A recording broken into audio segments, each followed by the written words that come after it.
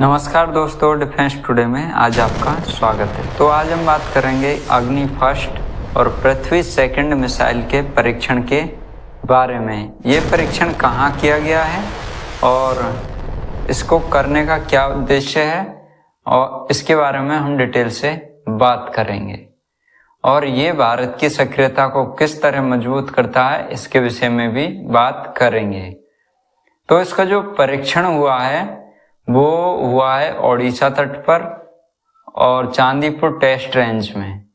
दो मिसाइल अग्नि फर्स्ट और पृथ्वी 2 इनका बैक टू बैक परीक्षण किया गया है। अग्नि फर्स्ट का पहले हुआ था 18 को और पृथ्वी 2 का बाद में खबर आई कि पृथ्वी 2 का भी इसके बाद परीक्षण किया गया। तो इस तरह का परीक्षण क्या दर्शाता है इसके विषय में भी हम बात करेंगे। पहले बात कर लेते हैं कि अग्नि फर्स्ट की जो रेंज है वो 1000 किलोमीटर तक है और पृथ्वी 2 की जो रेंज है वो 350 किलोमीटर है। और अग्नि फर्स्ट जो है न्यूक्लियर वॉरहेड ले जा सकती है और पृथ्वी 2 भी न्यूक्लियर वॉरहेड ले जा सकती है।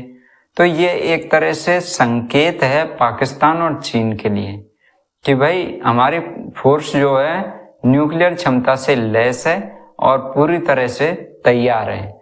तो ये परीक्षण बताता है कि भारत की जो मिसाइल है वो किसी भी समय पर सीमा पर तैनात हो सकती है।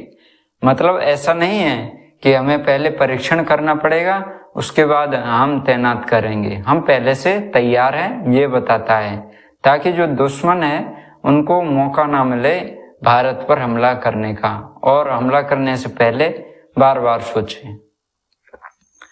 तो ये भारत के सेकंड स्ट्राइक कैपेबिलिटी को मजबूत करता है कि भारत के पास ऐसी स्ट्राइक कैपेबिलिटी है और न्यू एज वॉर में मॉडर्न टारगेटिंग सिस्टम की टेस्टिंग को भी बताता है। और हो भी सकता है कुछ रिपोर्टों में ये भी कहा गया है कि इनमें जो है नया वॉरहेड लगाया गया हो। कैसा वॉरहेड? MIRV टेक्नोलॉजी लगाई गई हो। अब ये टेक्नोलॉजी क्या होती है? मल्टीपल वॉरहेड सिस्टम होता है ये। मतलब कि आप किसी भी मिसाइल में मल्टीपल वॉरहेड लगा सकते हैं। तो ऐसी टेक्नोलॉजी भी इसमें लगाई गई हो सकती है, ऐसी कोई कंफर्मेशन नहीं है। हालांकि कुछ में ये दावा किया गया है।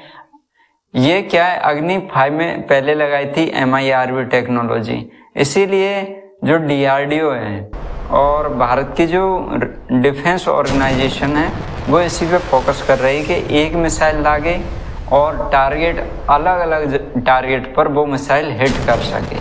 तो ऐसी क्षमता की मिसाइलों पर ज़्यादा फोकस है भारत की सेना का। और दूसरा फोकस है हाइपरसोनिक मिसाइलों के बारे में कि भाई हमारे पास हाइपरसोनिक मिसाइलें ही हो जो तेज गति से दुश्मन के ठिकानों को नष्ट कर सके और रडार की पकड़ में ना आए। तो ये दोनों मिसाइलें बहुत जरूरी है।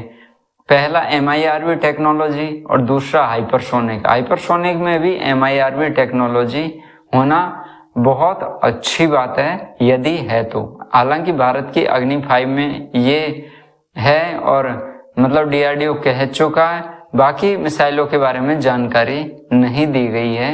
हो भी सकता है कि ये मतलब स्ट्रेटेजिक रूप से इन चीजों की जानकारी हमेशा सार्वजनिक नहीं की जाती है।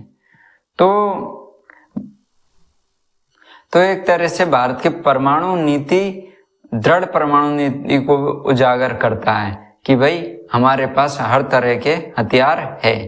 आपका इस विषय में क्या सोचना, आप अपना कमेंट जरूर कीजिए। धन्यवाद।